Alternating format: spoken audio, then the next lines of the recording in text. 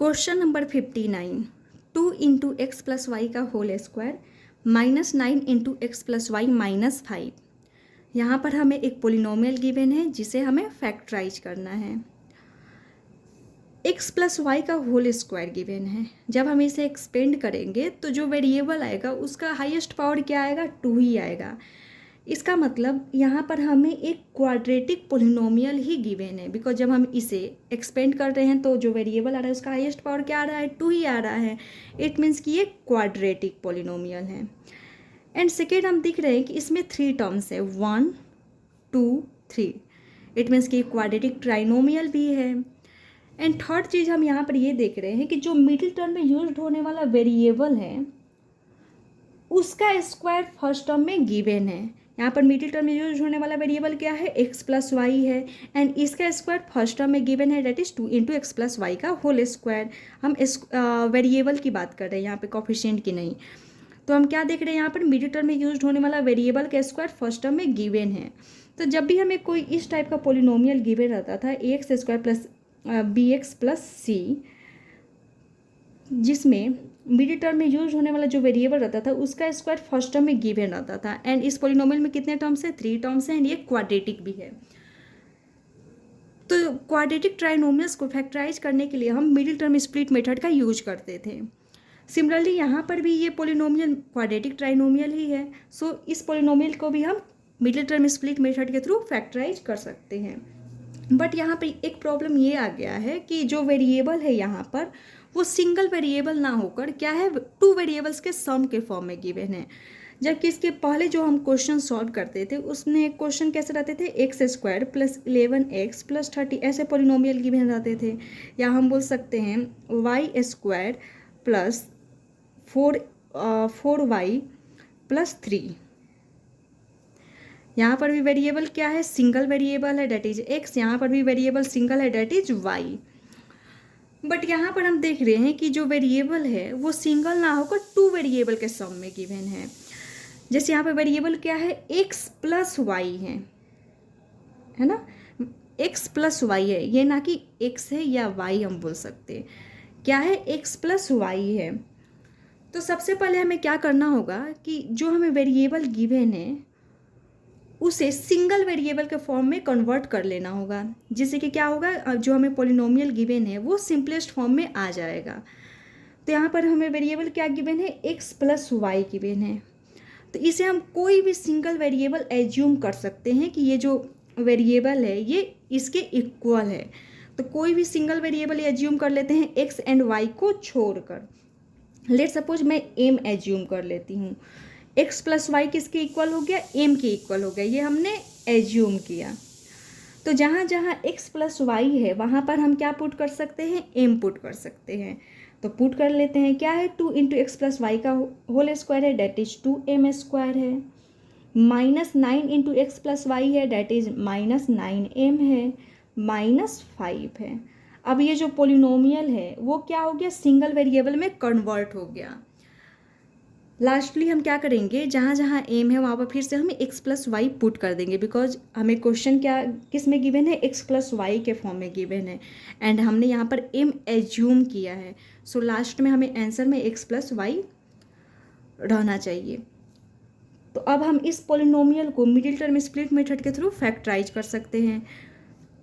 तो यहाँ पर मिडिल टर्म वाला नंबर क्या है, -9 है। इसका मतलब हमें -9 को ही 2 पार्ट्स में ब्रेक करने होंगे।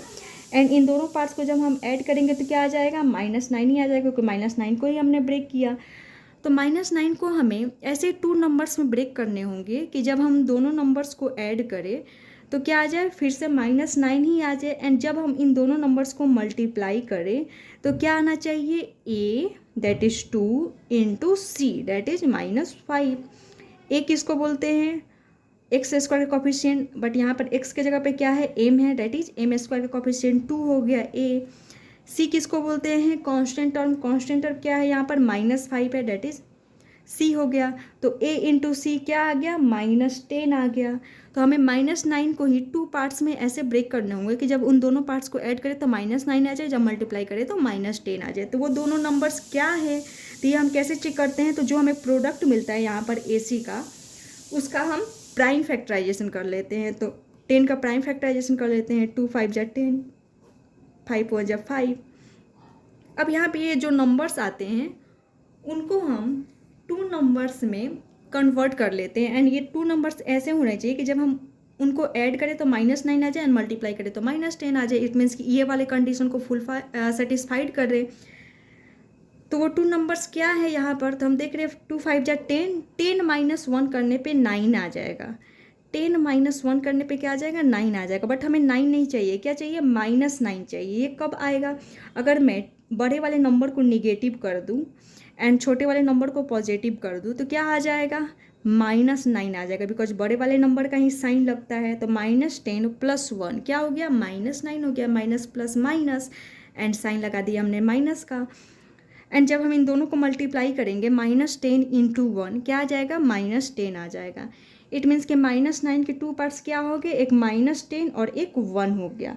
तो -9m का 2 पार्ट्स क्या हो जाएगा, एक -10m हो जाएगा और एक 1m लिख सकते हैं या m लिख सकते हैं। एंड जो रिमेनिंग टर्म है डेट इज -5, उसको हमने लिख दिया।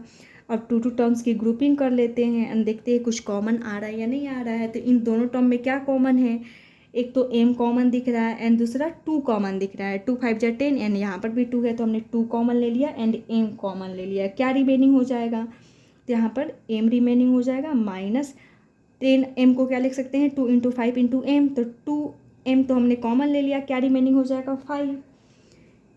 प्लस इन दोनों टर्म में क्या कॉमन है, कुछ भी कॉमन नहीं है। जब कुछ भी कॉमन नहीं रहता तो हम क्या कॉमन लेते हैं, 1 कॉमन लेते हैं। क्या रिमेनिंग हो जाएगा, m - 5।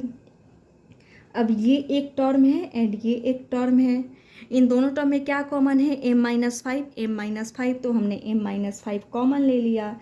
क्या रिमेनिंग हो जाएगा, तो ये एक टर्म था जिसमें से हमने m - 5 कॉमन ले लिया, बच गया 2m तो हमने 2m लिख दिया। एंड ये एक टर्म था जिसमें से हमने m - 5 कॉमन ले लिया, क्या बच गया, 1 बच गया। अब ये जो पोलिनोमियल था वो क्या हो गया, फैक्टराइज हो गया। बट हमें क्वेश्चन में m नहीं गिवन है, क्या गिवन है, x + y गिवन है। सो हमें आंसर में x + y चाहिए। तो ये कहाँ से आएगा, तो हमने देखा था कि x + y को हमने क्या एज्यूम किया था, m एज्यूम किया था। इसका मतलब m किसके इक्वल है, x + y के इक्वल है, या हम बोल सकते हैं x + y किसके इक्वल है, m के इक्वल है। तो अब हम क्या कर लेते हैं, m के जगह पे x + y पुट कर लेते हैं। तो जहाँ जहाँ m है वहाँ पर हम x + y पुट कर लेते हैं। तो m - 5 that is x + y हमने क्या किया, m की वैल्यू पुट कर दिया -5।